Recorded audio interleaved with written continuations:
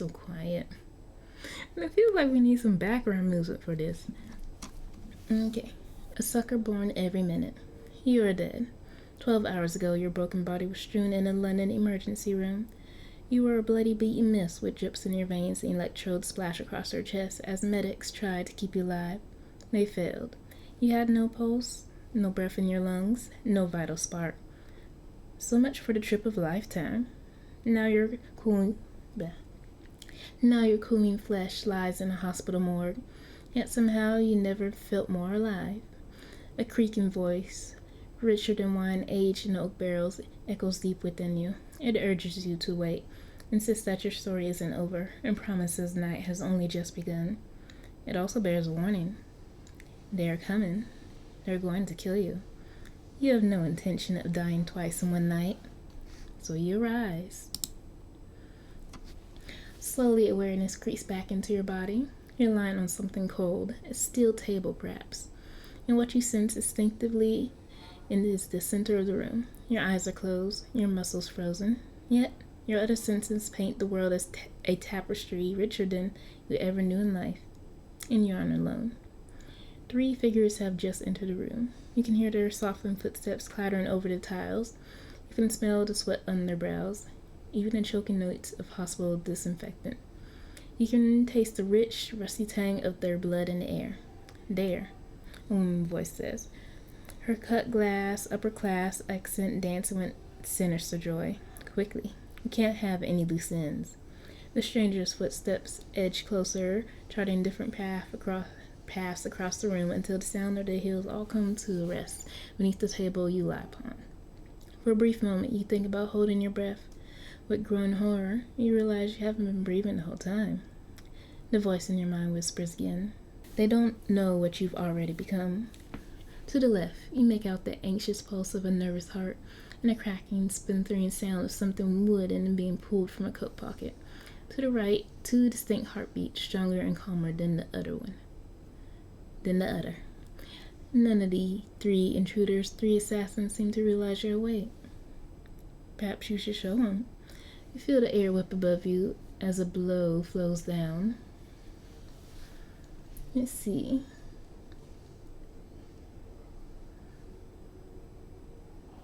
I feel fast, I feel strong, or do I feel commanding? I feel fast. I'm gonna dodge out the way. The speed at which you move comes as a surprise. The speed at which you move comes as a surprise. This isn't a clumsy roll, but a rapid, hasty shift in weight. It's as if in an instant your body flowed like vapor. While pushing off the cold steel slab, you open your eyes and watch as a nervous young woman, barely out of college, looks on in horror. Her darker hair tumbling into her eyes, and she reels back from your moves. Quickly, sister. A command echoes from behind. You don't stop, shoving the woman out of the way. As she falls, the wooden stake spills from her grip. You spin around to take stock of your surroundings. The morgue is sterile and serene, a chill air thick with death and decay. On the walls, you can see rows of storage units. Across the steel examination table, 2 other women stare at you fiercely. They're both beautiful, with rake-thin figures and high cheekbones of supermodels, and both dressed in the luxury apparel of social media influencers or trust fund kids. They're also both reaching into their jackets and pulling out wooden stakes. Bis mortis, the first screams, a gleaming butterfly pin on her collar catching your eye as she hurries forward. Crack a joke, demand to know. Do I pretend?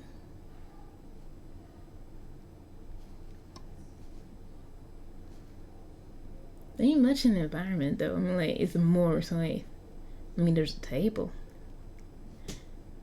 Well, they already know I'm a monster, so pretend? What's that gonna do?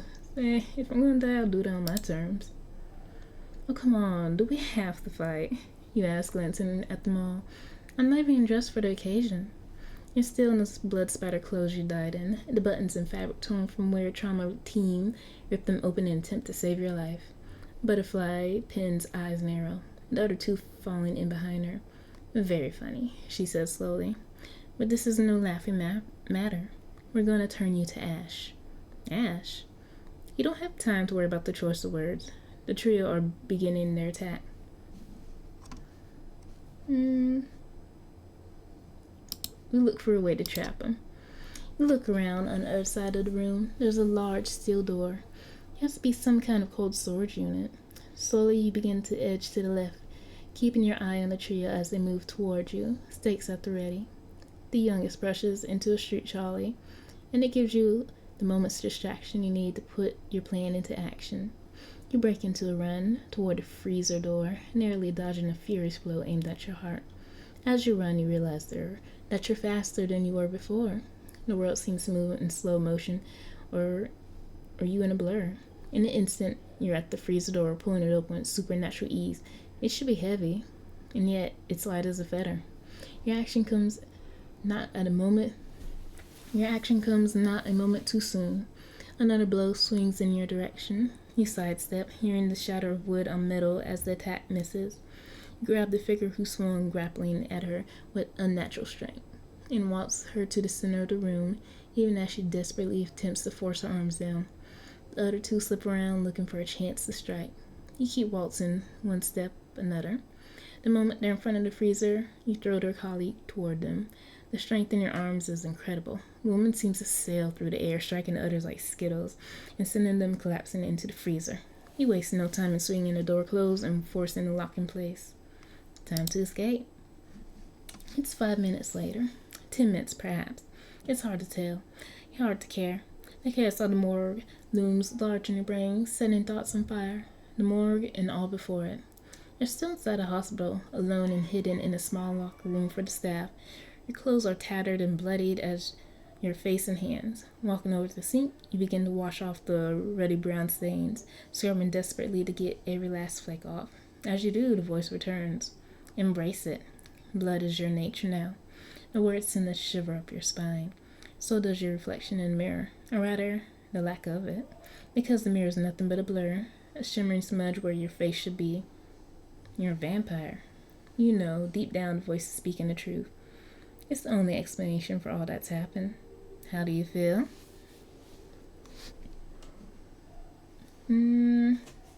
Deep down, you know you're not the same, because like, you opened that freezer door up like it was nothing. Yeah. Excited? Would I be? Would be scared? Eager to understand my new life.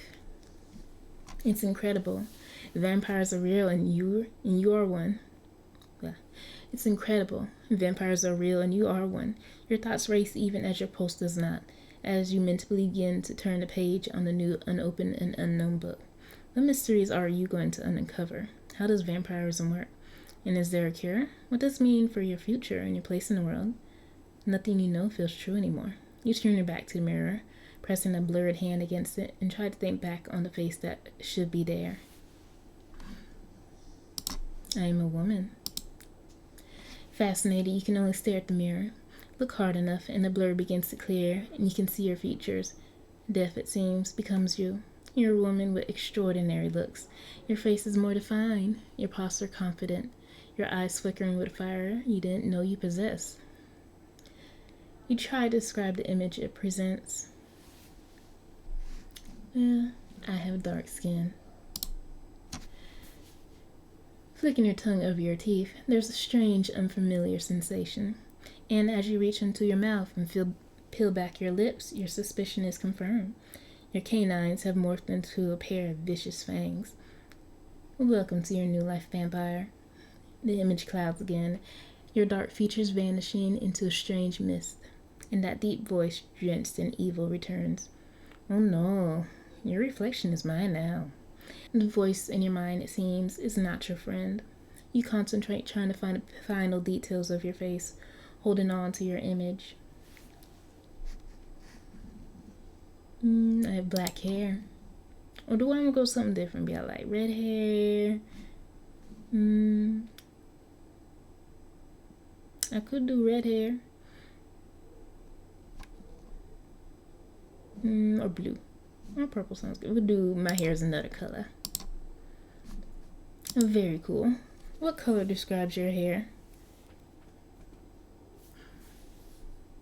We'll go with like a very purpley Purple. The voice is almost amused. The voice is almost amused. Of course you do. Can't remember it, Sal? Did you care about such things in life? Describe my hair in another way. What one word description captures your sweet hairstyle? I'll say locks. You turn away from the mirror. The longer you stare, the more you get the feeling something attached to the voice is staring back. You need to get out of here. 3 murderous influencers or rich kids or supermodels are locked up in Moored Freezer. It's only a matter of time before they're found and come after you. Can't help but wonder who they are and why they want you dead. Dead again, that is. And they already seem to know what you were. You take stock. You clean your hands and face, but your shirt and trousers are torn and blood, so if you're going to escape, you need to change your clothes. Fortunately, the hospital staff has provided a selection, stuffed in open lockers or hanging out of bags. Do I really want to stand out now? I mean, I always stand out sometimes with the clothes I'd be wearing, but that's my style. But no, right now, we're just gonna mix and match. We're just gonna mix and match. Looking for a modern. So right now, stay on the low. We can figure things out. So I'm gonna mix and match. Looking for a modern style top, bottoms, jacket, and a jacket combo. It's still repick that. Okay, so I'm gonna mix and match. Looking for a modern style top, bottoms, and a jacket combo. You finish pulling on your casual clothing, brushing out the last of the creases. Time to get out here. Time to find help and learn exactly what's going on. Except, why are you so hungry? And why do you get the feeling food won't sate you? Well, I just kind of figured out I'm a vampire. You need to feed. There's an emptiness inside you, an urge, a desire that pushes beyond agony and ecstasy. It's different from the feeling in the morgue. It's a throb in your mind now, louder than a siren, a scream that pulses in cadence with the heartbeat of each potential victim. You left the hospital an hour ago, stumbling into the dark streets of London. It's a wet night. Strangers huddled in winter coats and umbrellas, pulsed by under the soft glow of West End's theater billboards and spotlight pub signs. On the road, black cabs and red buses course through the city's arteries. The raindrops slip down the battered shop fronts like a trickle of fresh, warm blood. Stop resisting. Feed. The voice's snarling timbre echoes through the darkest recesses of your soul. You try to ignore it, focusing on the Londoners walking past, going about their business. A woman with rust red hair desperately holding a soggy newspaper above her head as a makeshift shield from the torrent. A young man in a bomber jacket, meeting your eye for the briefest of moments as he waits for a bus in the shelter. Opposite, an old man with a cane, staggering along uneven pavement, begging to be devoured. There's no denying the desire that's been ignited. Every sense is primed, locked in a predator's instinct. As people walk past, you hear every atrium and ventricle with pinpoint clarity, see every jugular bulge from the neck, smell the faintest hint of hemoglobin in the damp air. It's overwhelming. You don't just need blood, you crave it. What shall I do? I try. Look for a source of blood. I try to resist the urge. I don't want to hurt anyone. You try to deny everything, all of it. The fact that you are a vampire. The fact your dark skin seems closer to a corpse's than a healthy pallor. The fact that you just fought your way from a hospital morgue. The fact you don't need to breathe, and yet it's no good. You can't hold the tie back. You're starved, desperate, and ravenous. You're a vampire, and inside you is a hunger that can only be sated by blood. You glance around, your hunter's instinct taking over, scouting for your prey, sizing people up, and picking them out like a wolf among the herd. The feeling of the power over life and death rushes through you as you pick the target that could be lured away. In your mouth, a newly crowned set of fangs twitch in anticipation of what's to come. Who shall be your first victim? The well-dressed man, the young barista. No, I can't. No, I can't do the cat. No, anything but. I'm sorry, dude. I'm going to have to pick you. I pick a well-dressed man, stumbling a little as he walks down the street, trying to find his way home. Your attention focuses straight at a man in a gray suit. It's cut in lining clearly tailor-made. He's in his late 30s or early 40s, with the pressures of work wrought on his face. He's handsome. But he steps. Your attention focuses straight at a man in a gray suit. It's cut and lining clearly tailor-made. He's in his late 30s or early 40s, with the pressures of work wrought on his face. He's handsome, but his steps are too deliberate, as if he were struggling to control them, and the whitened knuckles and his clenched fist tell you he's barely holding it together. Alone, drunk, perfect. You begin to follow. You begin to follow, taking a breath to still your nerves before realizing that you're dead. You don't breathe. Abashed, you process on through a cold, wet night. It's easy to follow him. He's slow and unsteady, with little regard for his surroundings. It doesn't take long before he turns down a side road, no doubt to take a shortcut to the nearest tube station to ride the subway home. The voice returns. And what gift shall you use on your first hunt?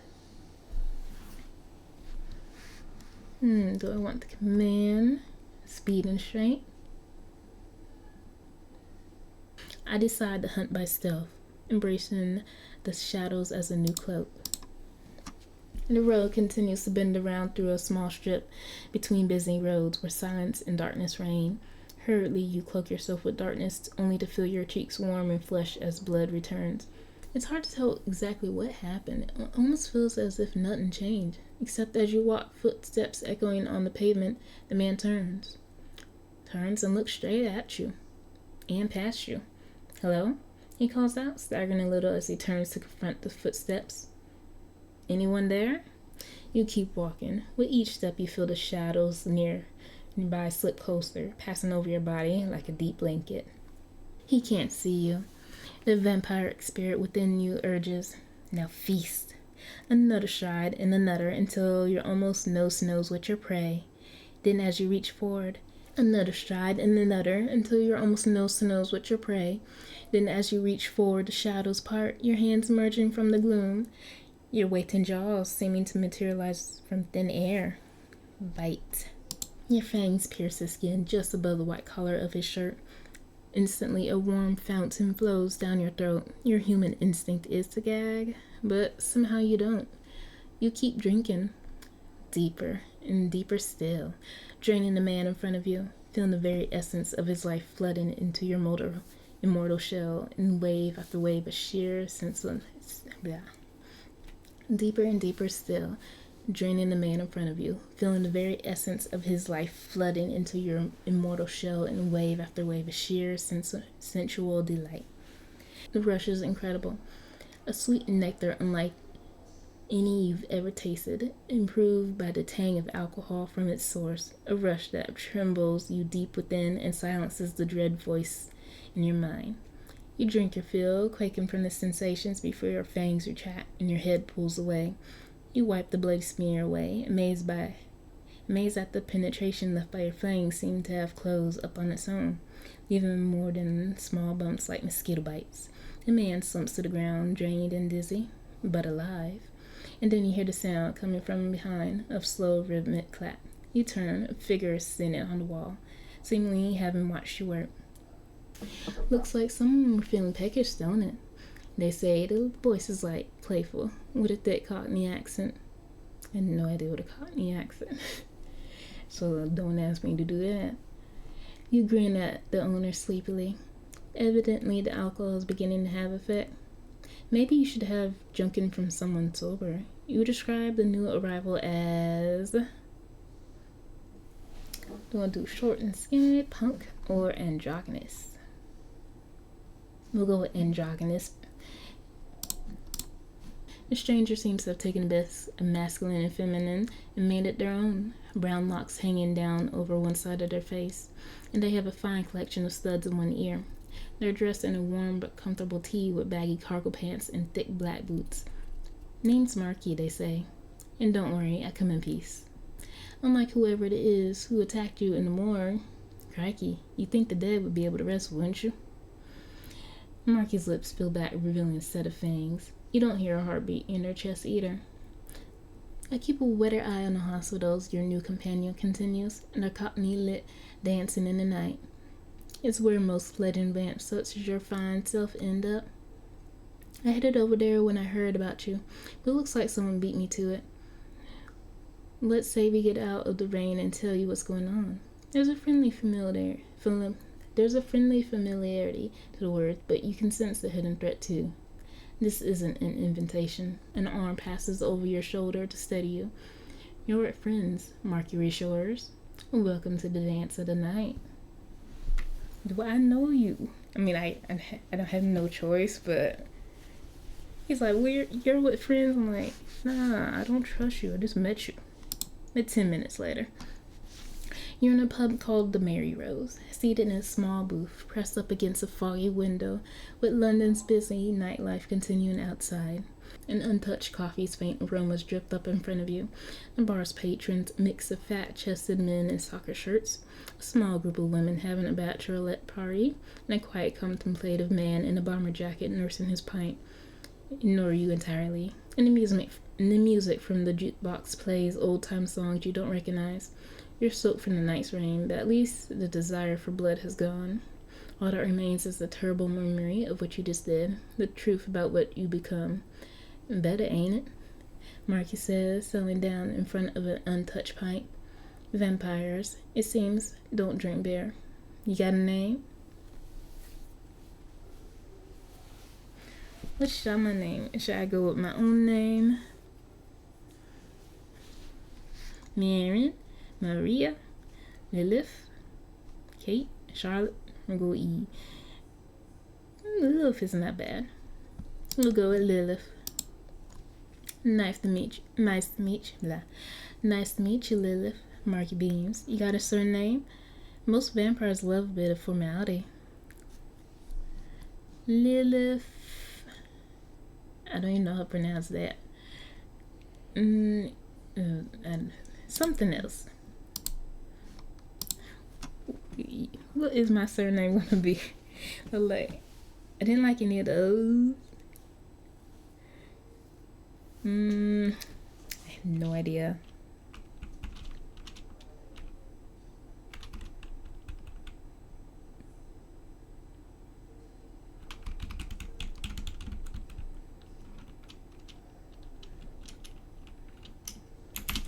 How about I just put Lilith Rose?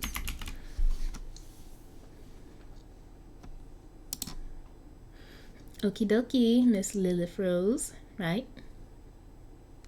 Yep, that's my name.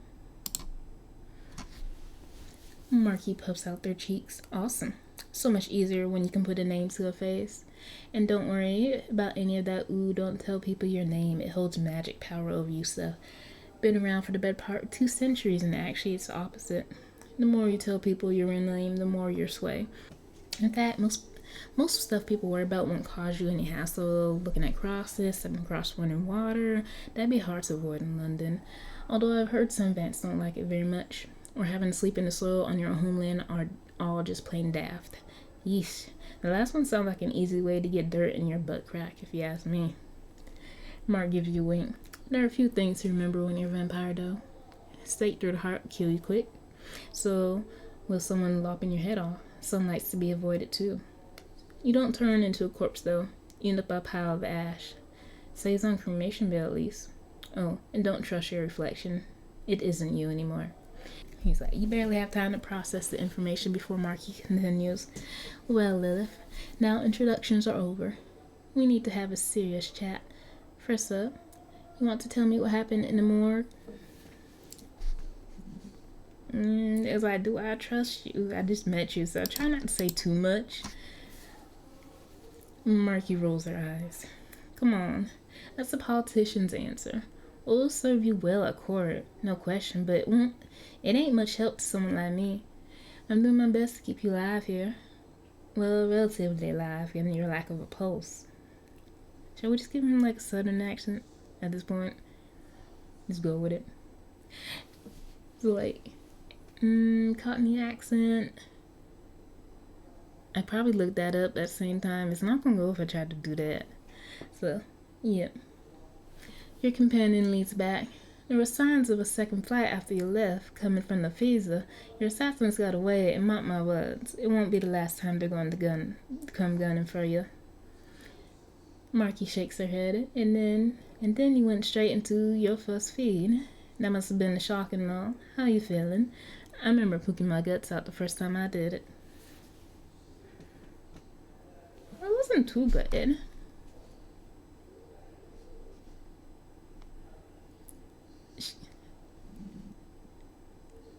No, we ain't doing that last one. We love the whole trying to is awful.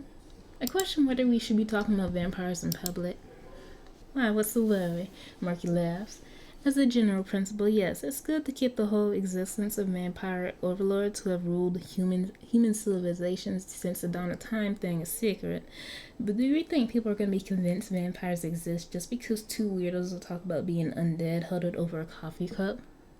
The vampire makes noise.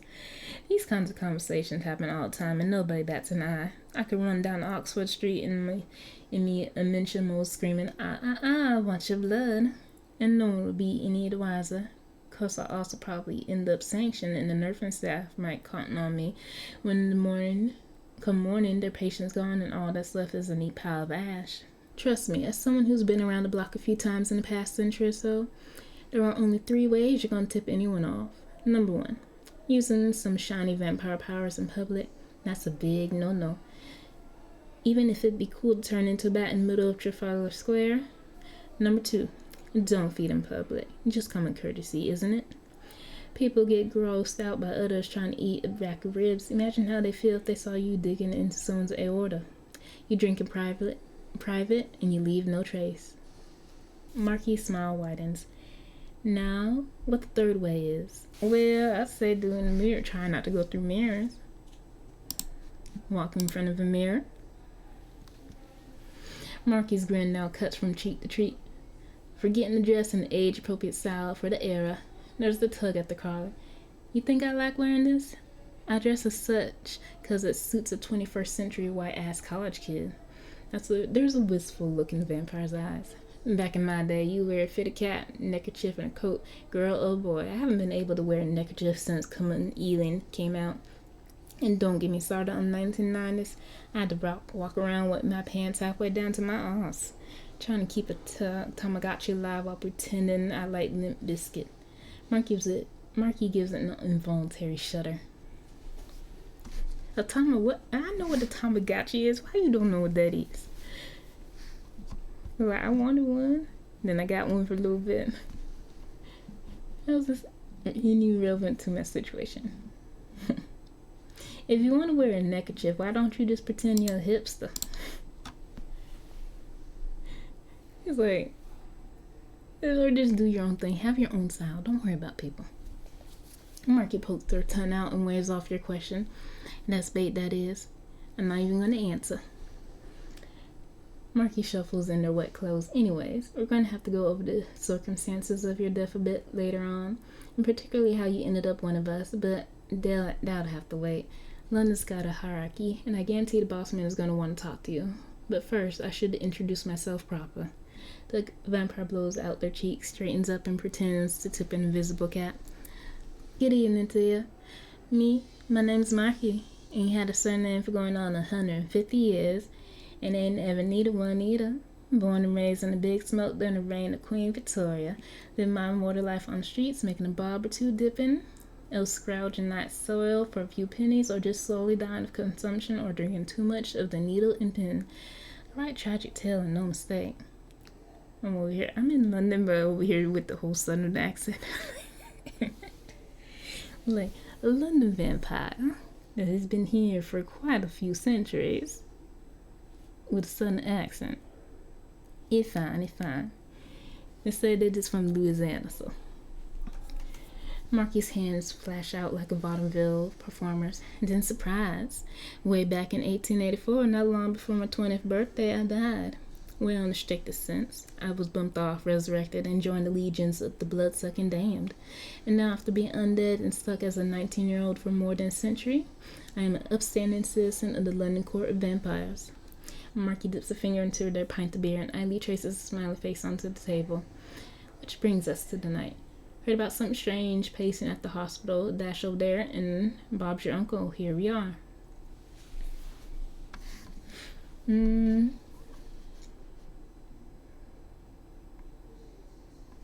Which one? What do I want to know more about? I want to know about the Court of Vampires. The London Court of Vampires, Marky clarifies. Oh, don't think that's limited to vampiredom. We're all over the place. London, Milan, Paris, New York, wherever you have Western European colonialism, you got our particular type of vampire. Of course, not all vampires are European. That'd be stupid. You get your vampires of every ethnicity, creed, and culture. And there are other types of vampires, too. It's just, you're the classic European type, like Dracula or the Vampire Diaries. The whole Vampire Network is generally known as the Dancing Night because it sounds better than Vampire Book. The Legend of Extraordinary Juggler Sippers. Why did I say slippers?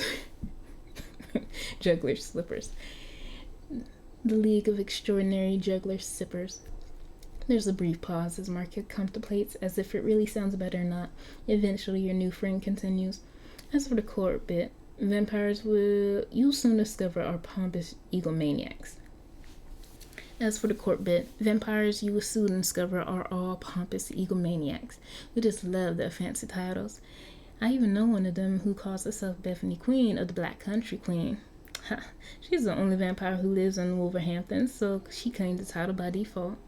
Your companion laughs. It's not just arrogance, though. The fancy title is a symbol of power, so it's an easy way to keep the thirst in check. Do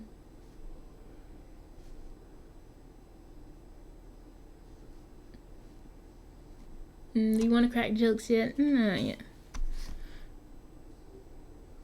Yeah, you can kind of figure out what the thirst is, because like, you're a vampire and all that, so nah.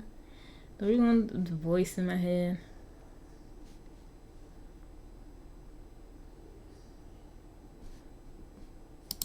We'll just go with that, though.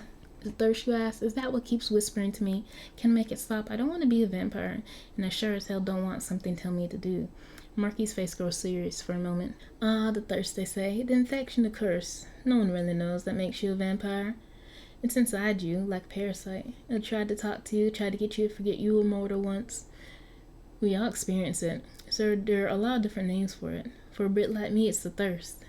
In France, it's Le Diable des Sangs.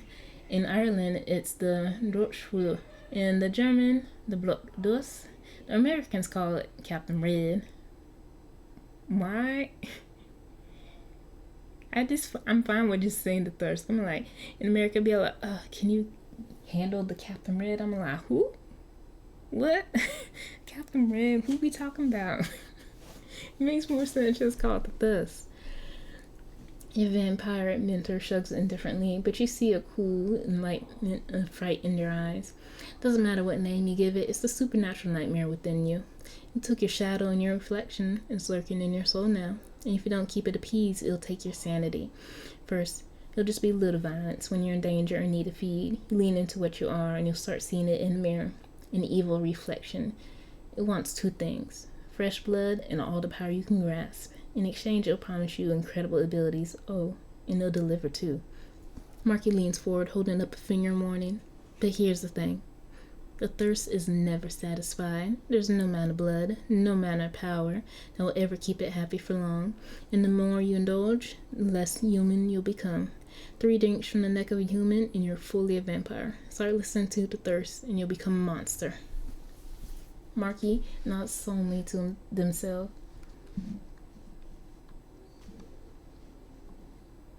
What happens if you let the thirst take over? I've seen what that can do a few times, Marky reports. A few years back, a chum of mine by the name of Nemo Well, he couldn't keep his appetites in check. Now he struggles to know what reality is. Poor Git has to live in sewers now. He's a good sort, but that one slip has isolated him from vampire society. Take my advice and don't let it happen. Try to keep the balance. Marky wrinkles their nose. As far how you knew how to feed, it was instinct. Like, how did you know how to breathe? Back when you were alive, you just did right. All you need to do is get someone alone. Doesn't matter how you do it. Jump in, seduce them, stick them in a stew, and the magic happens. Your fangs slip down, cleave through the skin like a knife through butter, straight into a vein or artery. Murky scratches an itch on the side of the neck. A pint or so I'll do, roughly the same as the blood donation. You can go up and down in a few seconds if you need to, but most vamps take their time with it. Because so long as you feed on the human, the whole experience is, well, animals like cats and dogs just ain't the same for a reason. Marky gives a cheeky smile, her hand reaching down to wrap the table. Anyways, once you got your teeth into someone, ain't much they'll do to stop it. Once you've had your fill, up go the fangs, leaving your victim with 2 itchy little hives and a woozy feeling for a few minutes. Best part, they'll have no memory of what just happened. Just try not to make a mess. The last thing you want is a spurter. The vampire mime's blood splishing out with a psh sound accompanied by a discouraging shake of the head. Do I want a minute? Nah, not really. How many vampires are there? In London, Marky flicks an eyebrow up. Quite a few. A rough rule of thumb is you've got 1 bloodsucker per 250,000 people. So in London, that's about 45, give or take, and that's before you get into the whole business of thralls. Some vampires use their powers to convince humans to be their servants. Bit icky if you ask me. Anyway, you'll meet a whole bunch of them soon enough. Vampire pauses, scanning the bar. For the briefest moment, something seems to catch your eye.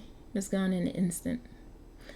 You should probably get going anyway. First time feeding can be a little traumatic, and besides, Marky's voice trails off as their eyes lock on a TV screen. The soccer game it had been showing is over and the news comes on. Balls. Come on, we got to shift you off the streets. You don't move. You can't. All you can do is stare at the news bulletin, the picture of you on the screen. Good evening, the anchor says, her accent clipped and precise. Our lead story tonight. Metropolitan Police have confirmed a manhunt is underway after a priceless artifact vanished en route to the Royal Museum. The Cross of Aguirre, a major treasure dating from the time of the Spanish conquest of South America, had been on loan from the Municipal Museum of Art in New York as a part of a temporary exhibition. However, police were alerted when neither the cross nor its courier arrived. Police have identified the courier wanted for questioning as municipal employee Lilith Rose. You know the story already. The Cross of Aguirre never arrived because it was stolen. Its thief murdered you. The dance of the night. Yesterday. Lilith, hold up for a moment. Carmine Rizzoni is a rotund, balding man. He's also director of the New York Municipal Museum of Art, a living encyclopedia when it comes to obscure ecclesiastical collections in your boss. He's currently hurrying to catch up to you, deep within the first sub-level of the museum. On either side of the corridor, Greco-Roman busts, fresh from storage, loom over your head. What shall we do? I groan inwardly. What does he want this time? Carmine means well, but his list of tasks is never ending and rarely anything fun. Even so, you got little choice but to hear him out. Carmine smiles as he reaches you. Accompany me to the Holloway Gallery, please. It's a short walk, although it's peppered with Carmine's knowledge of the treasure trove on display. A painting by Raphael, a burial artifact of the Kickapoo, a clock from the Renaissance. What do we think? I'm a bit of a joker and like to have fun at work. You ever notice the eyes seem to follow you around the gallery? You say, trying to dodge the straight, focused stare of the deaf mask of Sarah Siddons hanging on the wall, its gaze looking down at you at past an imperious nose. Well, unfortunately, the dead can't hurt you. Well, I wonder if we'll see him again. Carmine replies with a smile. But does it feel like we're being watched sometimes? There are those thoughts from another time, however. Eventually, you arrive in front of a small glass cabinet. Albeit, when you know it's bulletproof and hooked up to the finest security money can buy. You know the contents all too well. The Cross of Agate, Carmine says, leaning close, the luster of the cross polished gold casting a flickering light across his features. This isn't just a mere work of art. The Cross of Agate is one of the treasures of the world, brought over by the conquistadors as a symbol of divine favor. 8 inches by 6 inches. Jewel-encrusted gold frontpiece with pearl inlay and silver chain.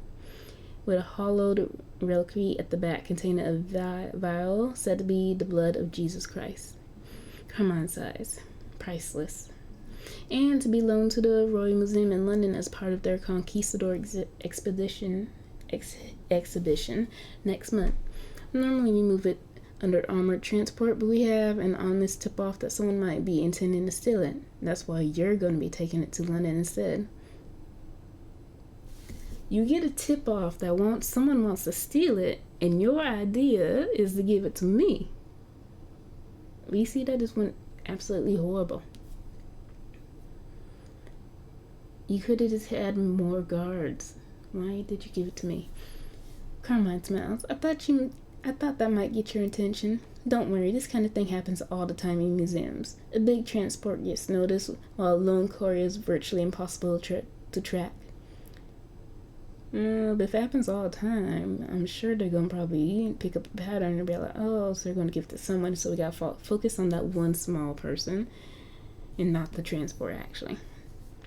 Besides, it'll be a homecoming of sorts, won't it? Someone told me you're from London originally. Where am I from? I'm from somewhere else. I'm not from New York. Don't have the New York. I've never been to New York. One day we might go to New York, but I've never been to New York. Los Angeles? Nah. We're somewhere else. Where are we from? I didn't give me a chance to actually put it in. We from the South. We're from Atlanta. We represent Atlanta, Georgia. Glad to know the museum rumor mill still works, Carmine says. Well, I guess it'll be a homecoming of sorts.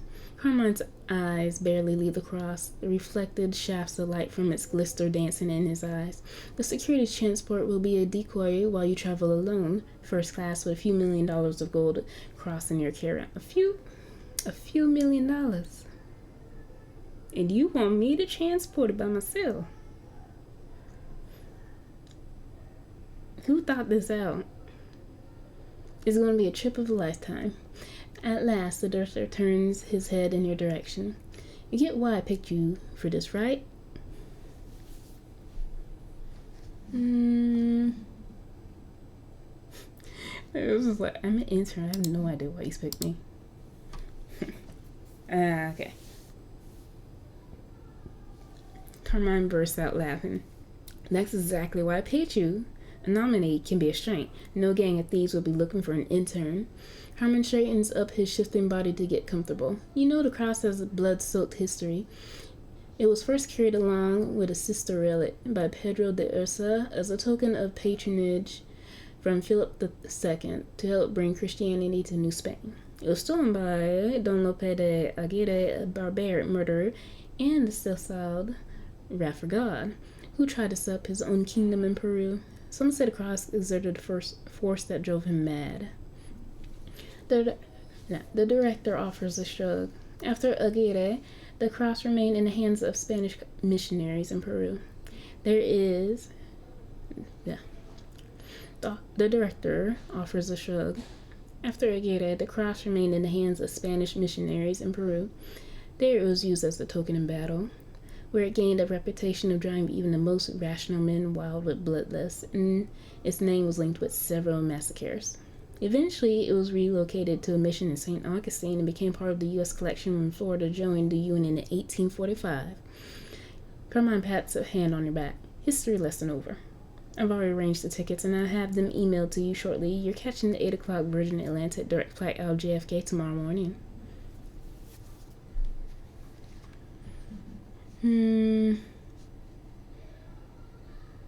Am I excited? I mean, what? It's a trip, so I get to go.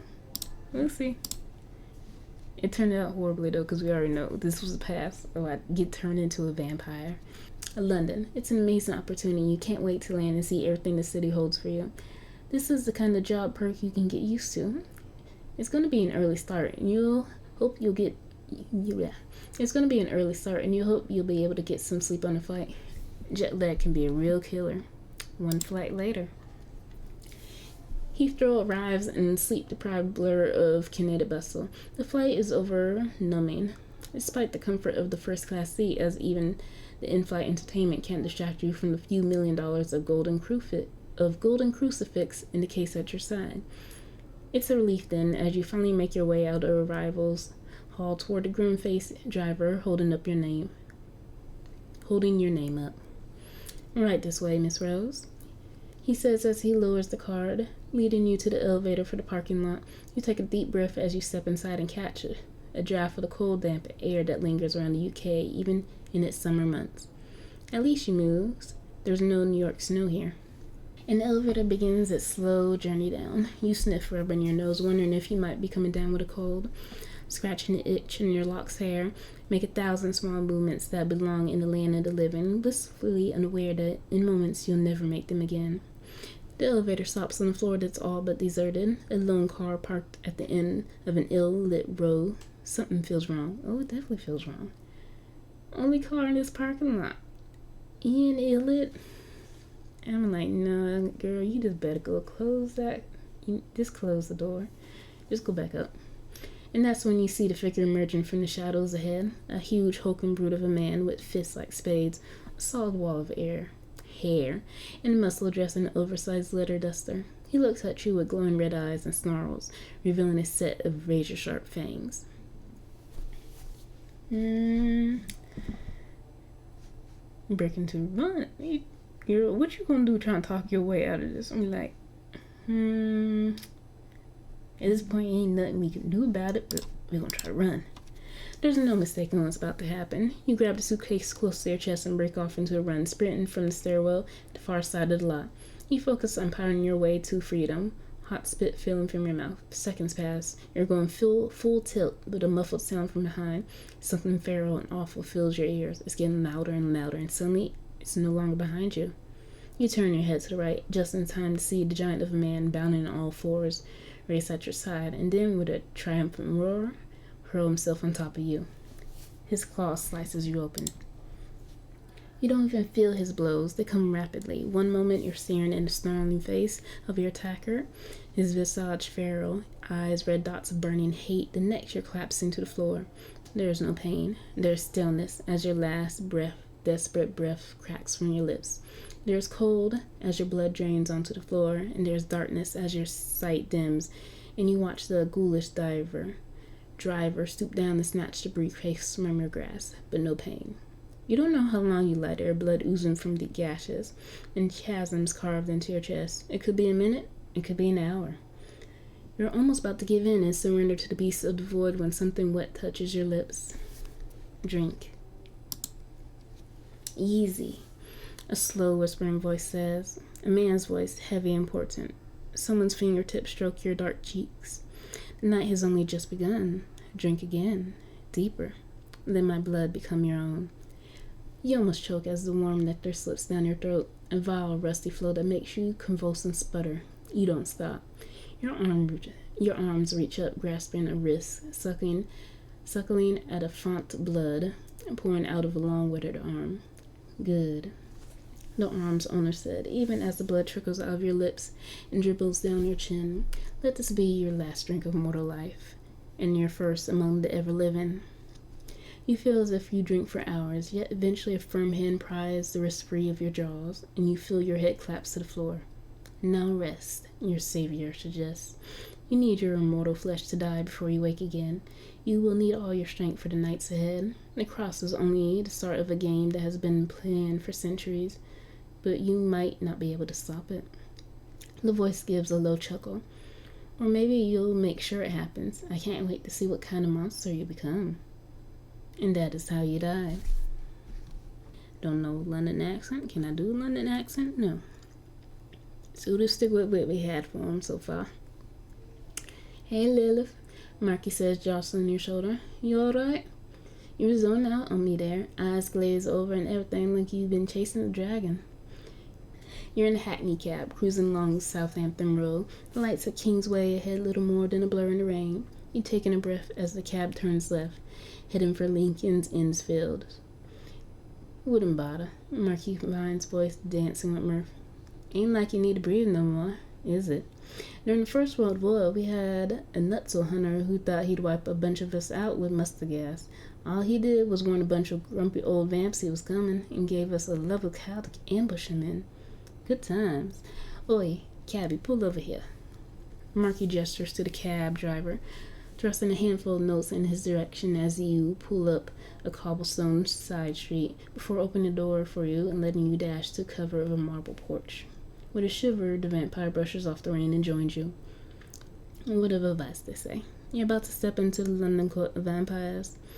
Everyone there is older than they look, and most of them are pretty set in their ways. Most of them are still getting over the idea that nobody writes letters anymore. Ooh, they are old. There's certain ways to speak and a certain level of restraint you gotta show. No matter how they provoke you, vampire society is all about respect. Marky smiles. You got a question before we go in?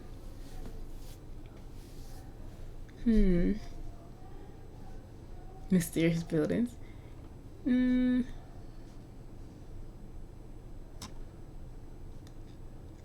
Are there any members of the court I need to avoid? Marky thinks for a moment. Good question, they say. Beware of Saffron. You can't avoid her, but she's a lot smarter than she pretends. Ready or not, it's time to make your debut. Right, Marky says, swinging the door open. Best behavior, yeah? The transition from the dark of the night to the opulent foyer ahead would be breathtaking if Marky hadn't pointed out you don't do that anymore. It's well lit, a vaulted ceiling of polished marble surrounded by tasteful white paneled walls and soft carpeting. Paintings, the brushstroke left by masters, complement the sense of ingrained civility. Marky seems utterly out of place and yet skips ahead, leading you through the corridors. These open up into another grandiose library, old books on every wall, with the center of the chamber dominated by a rich rosewood table, polished to immaculate sheen. And around it are perhaps the strangest collection of people you've ever met. They seem to represent every age and race. Some dressed in finery, others in street clothes. Your eyes flit around the crowd, from the suited businessman, stern and imposing, arrow straight as he studies the proceedings, to the far end where a young woman in jeans, a hockey jersey and spiked Prussian helmet from the First World War is playing with a cat in her lap, watching you with an amused smirk. Evening, Clem, Marky says to the woman before making ups at her cat. An evening to you, Miss Baines. A cat in return merely glances up, gives a long soul blink toward them. Satisfied, the vampire straightens up and gives you a reassuring wink. Be back in a moment. I'm going to Sid Voss. Ooh, Clem says, looking at you. Someone's in trouble if Marky's disturbing the marshal. It's always coming, though. It's probably a coin toss or whatever you'll get asked tonight. Welcome to all the fun of being a corpse. It's like, this is me and be like, can I pet the cat? I'm supposed to be all like proper and everything. And like, can we pet the cat later? I'm like, I'll introduce myself properly. My name's Lilith Rose, you say. It's a pleasure to meet you. Clem. You give the vampire a moment to speak, but nothing seems to be coming. Then, quite a few of us only go by a single name now. There are a few vampires in the world that surnames can feel a bit extra. The vampire glances behind you, over your left shoulder, and rolls her eyes. Ugh. And speaking of extra, look sharp, we're about to have some company. If you think people are staring, a silky voice falls from behind. It's because they are. Clem gives a shrug over her shoulders. Evidently, the vampire now addressing you is more important socially, and then the conversation is over. The newcomer continues to speak. Clem, why don't you finish your wine? I want to get a good look at our debutante. You turn. In front of you is a tall woman dressed as if she were attending a gala dinner. Her curves are voluptuous. Pale skin accented by a mane of deep red hair styled like a Hollywood starlet, with side-swept pin curls dancing over her shoulders like crimson river. Green eyes stare at you with desire, as if she's just been presented with a delicious banquet to devour. A smile ebbs from her bee-stung lips, the curl of her lip promising more secret as she casts her eyes over you. Through her locks, you see the luster of gold earrings, and her powder blue gown accentuates her curves perfectly. This is a woman whose every move is judged to perfection. Every hair in place, every gesture an invitation, every word chosen with care. Saffron de Lizelle, she says by the way of your introduction, her name drenched in a tone filled with flirtatious danger. And you'd be Miss Rose? Her laugh sparkles, though it seems to be for you and you alone. Oh, don't be surprised. Marquis was being a touch melodramatic, bringing us all together. News travel fast. I heard rumors of someone causing a little trouble before they did. I do so admire someone who knows how to make an entrance. Do I want to impress her, make a joke, or just show her exactly how to make an entrance?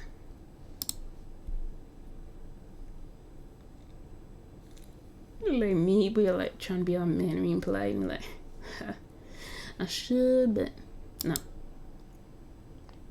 You pause for a moment and think about the best way to make an entrance. Surely this is a game of manners, right? With your hands across your chest, you sweep down in an elegant bow, the kind you've seen 100 times in period dramas or stuffy historical romances. Milady de Lizelle, you say. It's a delight to make your acquaintance. There's a murmur in the crowd, some of the older heads all with young bodies and faces, yet they seem to carry themselves differently. You have a look of appreciation that manners long gone. Saffron herself seems less than pleased. It takes a second to realize you just upstaged her.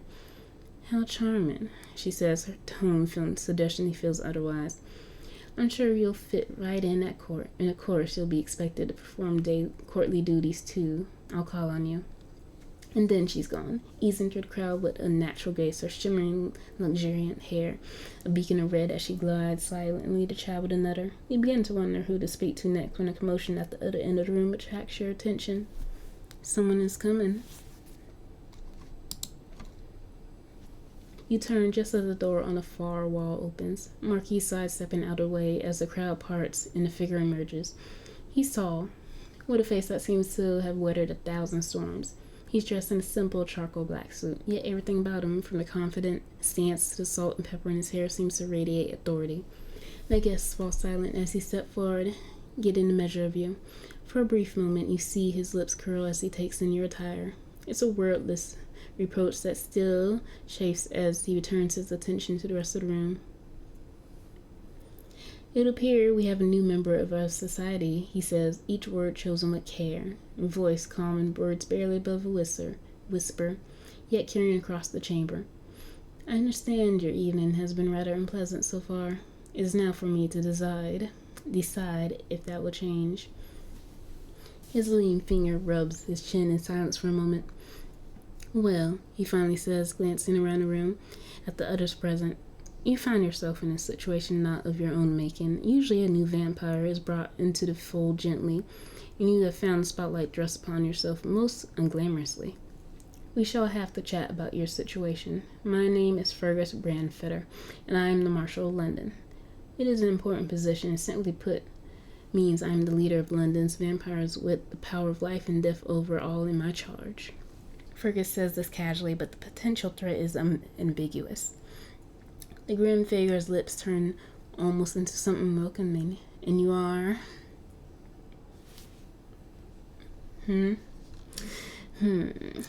Let's see. Little Rose. Now don't insult him. That's how you gonna get killed.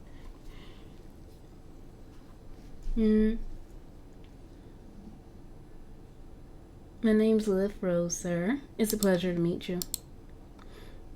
The vampire almost smiles. The pleasure is all mine, he says, even if his stern features barely register it. I'm glad that you have manners. So many lack them. Why, only a few nights ago, a confounded cretin on a computer suggested I was mistaken about Henry Ayrton's role at Nace Bay, a battle I fought in. Heed my words. Boob Pirate 420 shall not escape my ire. You fight with someone on the internet. Fergus gives the others a moment's glance. Now pleasantries are exchanged. There are a few matters to discuss with me. He rises and once again walks through the oak doors at the end of the room. Marky walks after him, gesturing for you to follow. It's only a short walk, and yet it feels endless, as if walking to your execution. You enter a room with a huge fireplace carved and ornate gargoyles on either side of the grate. The polished rosewood desk is set out amid a blood-red carpet, and fine art paintings dot the walls. Fergus walks to the other side of the desk and takes a seat, gesturing for you to do the same. I can smell his blood, his power. He is what you can be. The voice of the thirst whispers in your mind. Someone closes the door behind you, leaving you both alone. 4 points need clarification, Fergus says like a bureaucrat, his eyes staring into your soul. First, your purpose in London. Second, who killed you? I'll need a description. Third, who awakened you? And again, need a description. And finally, your own account of what happened in the mortuary. He waits patiently for your answer.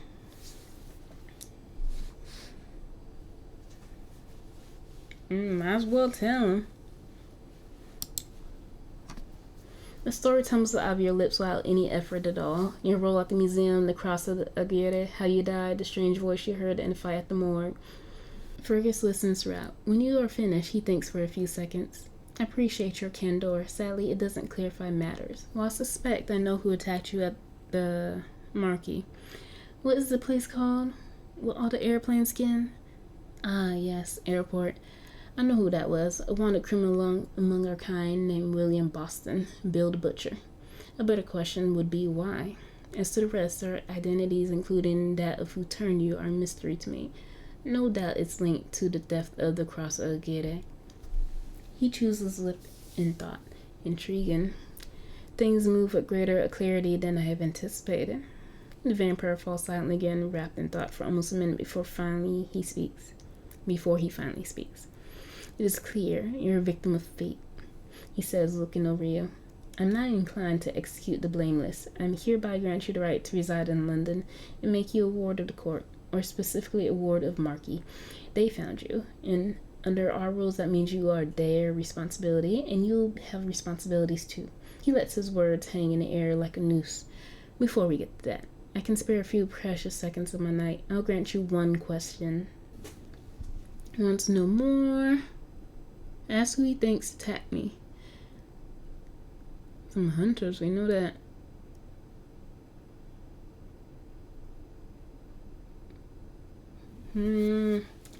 It's a one chance to get questions, so yeah, you should ask. An important question, Fergus says with a nod. Are 3 mysterious young ladies in the morgue. Marshal London bares his teeth. You should have killed them when you had the chance. They're a curiosity, though. They do not match the typical description of vampire hunters, even if their words portray them as such. Bismorphus is Latin for twice dead, and is typical hunter rhetoric. Their leader in London is a man called Kurt Wilcox. Fergus leans forward. A word of advice. Do not fight Wilcox directly. He may be mortal, but he is wily and skilled. He has been the better of more potent and experienced creatures than you are. Be wary on the errand I'm about to give you. You see, he begins, we'll need to discuss the matter of your appearance on the news. And so your dance begins. You can feel the eyes of the entire court boring into your soul as you step out of the room. Fergus was polite yet firm. The attention drawn by your supposed theft of the Cross of Aguirre is unwelcome, as is your body mysteriously vanishing from the hospital. The best solution is everyone believes you are dead, and it's your responsibility to make it happen. Or, Fergus' words still ring in your ears, we will have to take matters into our own hands. He glanced around at the gallery of misfits, each beautiful and deaf, each exuding a sense of hidden power.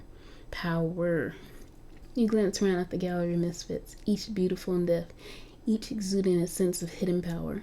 The girl in the spiked helmet continues to drink, smirking with amusement as she tilts her glass in your direction.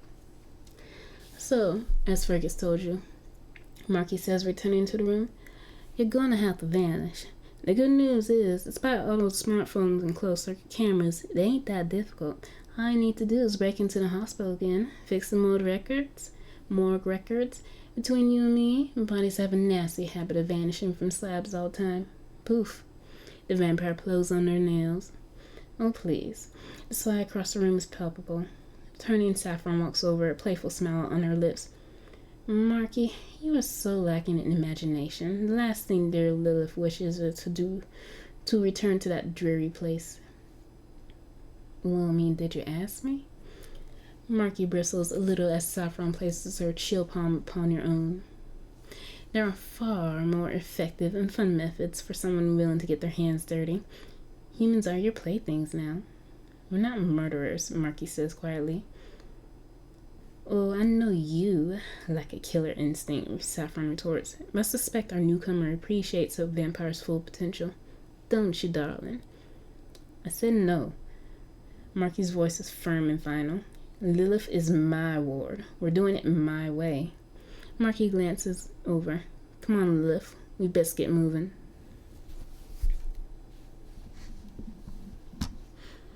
I'm happy to leave with Marky. I'm just gonna go. Right, you agree with a brief nod. It was nice to meet you. You offered to Saffron. The pleasure was all mine, darling. Until we meet again. Her eyes flicker over. Your body wants you more, remembering every detail. Ta-ta, Marky. Do keep Miss Rose safe. It almost feels like a threat. It doesn't take long until you're in the pitch-black streets again. The rain has eased off slightly, but it's still cold and late. It takes Marky a short while to hail a taxi. It gives you time to talk. Why is that the first option? He's gonna flirt. I mean, do you really want to reassure him? I'm like, I just became a vampire, so not sure what we're gonna be lying of this. We're gonna be gray, we're gonna be moral, we're gonna play an evil. I'm not sure. We'll see. Depends. I'm just gonna ask more about Saffron. I'm like, why am I gonna go straight flirting? The court's at a crossroads, Marky says, distracted. Saffron's factions think we should be embracing the thirst a little more. Let humans know who's boss. She's got a plan, too. I don't know what it is, but she'll make a move against Fergus soon. You're about to reply when the taxi finally arrives. Right, Marky says, recovering her composure. Let's go back to that creepy old Maury and see if we can get you dead and buried. Time to fake my death. St. Paul's Hospital is a drab building, but as one of London's hospitals clearly occupied, even at this late hour. Marky gives you a cheeky wink. Righto, they say. The key thing here is that you need to get your ass down to the morgue. The body ain't going to be there, but no one checks paperwork until the morning. If you can amend that, you basically covered it up. The Roses ain't gonna question someone who's been cremated. Case closed. Marky gives you a sly wink. I'll stick around in case you run into any trouble, but consider this a dry run for anything you have to do proper, like acquit yourself well. It'll make waves at court. The vampire pauses a moment. One thing we haven't discussed yet, they say. The powers you have, there are 3 groups, if you like. The mind, the form, the fang. Mind's all about hypnotic suggestion and commands. The form, that's sneaky stuff like turning into shadows or disguising yourself. And the fang, well, that one does exactly what it says on the tin. Use them, but use them sparingly, okay? Otherwise, you're going to find yourself needing to feed too regular. Okay, so don't use my house too much. Marky gives a wink, and you realize that's all the pep talk you're getting. You walk through the doors and into the building. Walking through the entrance of St. Paul's Hospital has an eerie feeling given you were at death's door the last time you were pushed through its halls. The floor squeaks from the cheap vinyl tiles, and the air is rich with the smell of blood and death. Drink deep of that heady aroma. It's the aroma of your next existence. You swallow the thirst down and keep walking along the corridors. It's past 3 a.m., but the halls are still well lit. Numerous patients clutter the corridor of the emergency room waiting to be seen. Patients with bruises from drunken nights and parents minding toddlers with building blocks shoved up their noses. The nursing staff pays little attention as you turn down the hall to the morgue. The corridor feels familiar now, uncomfortably so, given your previous visit. and it doesn't take long to pass the last of the wards and a bored junior doctor, his lean face poked with acne from stress, trying to finish the last of his patient notes. You round the corner and discover an obstacle now blocks your path. The last time you came, the duty orderly's desk had been emptied. Now a young man slouches there. His eyes are half shut from fatigue, staring down the ill-lit corridor in abject boredom. He barely manages to stifle a yawn as you walk toward him, the footfall replacing the beating rhythm of your now still heart. You could use your vampire powers, of course, otherwise you could try to be loud and force your way past them, or come up with a clever and cunning lie. Man, that's when you start to see stuff come into effect. If I had grabbed one of the nurses' uniforms when I was there earlier, I could have used that to bluff my way past them. Like, And Marky said, try not to use your power so much, because I feel like this is the first obstacle. There might be a few others we got to get past later, so. Let's see. Screaming emergency? Like, of all things.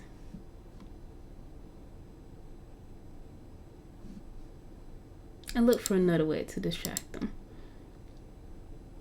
You stop in your tracks and turn, walking back the way you came. A quick look on the corridor's notice board gives you the morgue extension. It doesn't take long to find an unmanned phone at a nurse's station. More, a voice answers when you call. The boredom in his tone is obvious. This is Dr. Benson. We have a pickup on Dorman Ward, he say, desperately scanning the hospital's floor plan. There's a groan. Okay. Be there in a moment. A few minutes later, you watch the orderly come past with a hospital trolley. Your path is clear. It's a surreal feeling to return to the morgue only a few hours after you left it. A slab where you rose into your new life is still in the center of the room, while the supplies and items that were disturbed in the battle with your attackers seem to have been straightened and returned to the original places. So they definitely didn't want to cause a scene unless someone else came and just picked it up and they're like, oh, what's all happening here? That'll be weird though. But you glance over to the freezer unit where you imprisoned them. The door's lock appears damaged. You guess they must have forced their way out somehow. You can't help but wonder if they'll return to attack you again. You turn your attention to the morgue records. It doesn't take you long to turn on the computer and hopefully someone has stayed logged in. You find your file. They got your name from the passport you were carrying. All you need to do is make a change.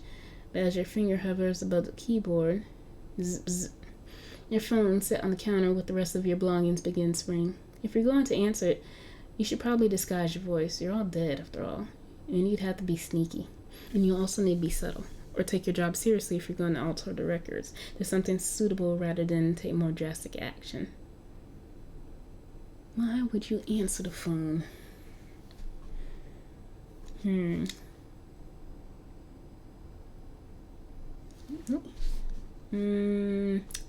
want to delete the entire thing?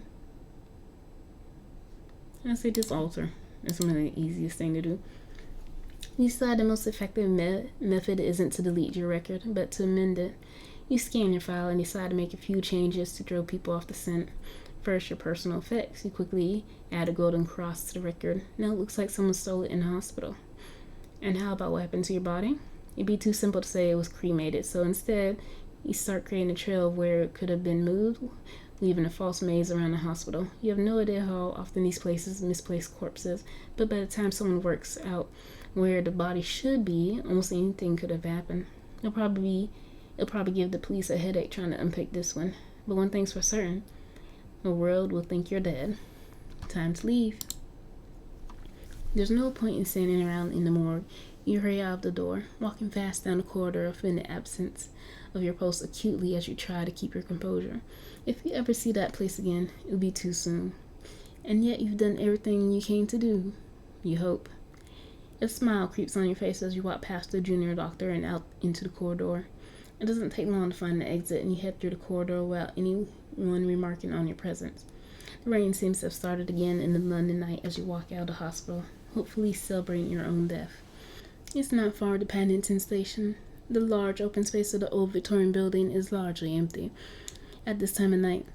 With only a few bleary-eyed commuters waiting for the train, you quickly spy Marky in the corner, sitting on a bench next to a bronze statue of a bear. Your mentor gives you an affable wave. How'd it go? They say, listening as you detail how you dealt with the situation. I'll tell the truth. Marky nods approvingly as you relay the details of the mission. That hospital goon is exactly the kind of problem you're going to face, they say at last.